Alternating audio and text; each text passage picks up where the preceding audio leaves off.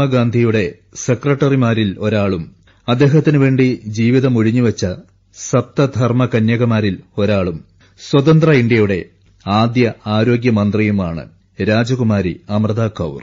നാളെ അവരുടെ ചരമദിനം. ഉത്തർപ്രദേശിലെ ഔധ് രാജകുടുംബാംഗവും ബോംബെ ഗവർണറുമായിരുന്ന സർ ഹർനാം സിംഗ് 1847 ക്രിസ്തുമതം സ്വീകരിക്കുകയുണ്ടായി. പിന്നീട് ബംഗാളിയായ റവറൻ ഗോകുൽനാഥിന്റെ മകളെ അദ്ദേഹം വിവാഹം ചെയ്തു. അവരുടെ 7 മക്കളിൽ ഏക പെൺകുട്ടിയായിരുന്നു അമൃത. 1889 ഫെബ്രുവരി 2 സിംലയിൽ ജനിച്ചു. ഹൈസ്കൂൾ പഠനം ഇംഗ്ലണ്ടിലായിരുന്നു.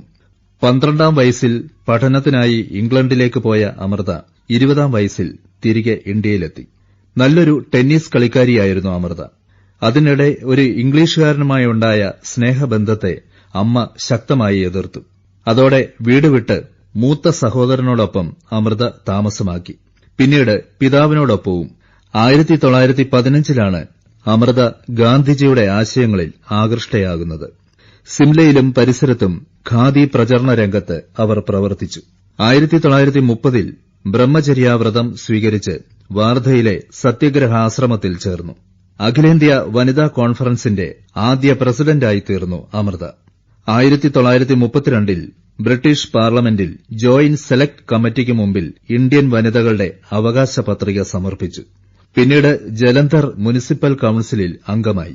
1936 മുതൽ സേവാഗ്രാം ആശ്രമത്തിൽ ഗാന്ധിജിയുടെ പേഴ്സണൽ സെക്രട്ടറിമാരിൽ ഒരാളായി സേവനമാരംഭിച്ചു.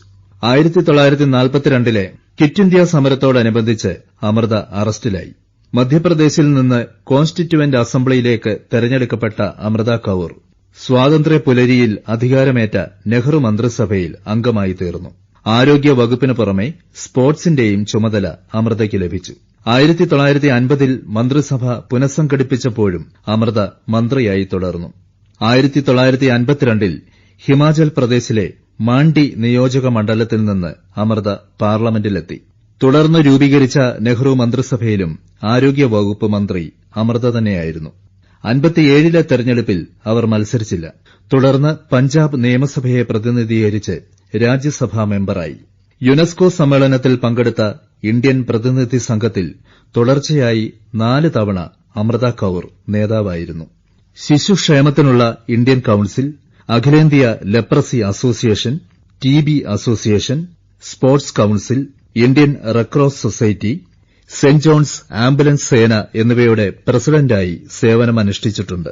ന്യൂഡൽഹിയിലെ ലേഡി എറുവിൻ കോളേജിന്റെ സ്ഥാപക അംഗങ്ങളിൽ ഒരാളാണ് രാജകുമാരി അമൃത കൌർ. റെഡ് ക്രോസ് സൊസൈറ്റിയുടെ അഖില ലോക വൈസ് പ്രസിഡന്റുമായിരുന്നു.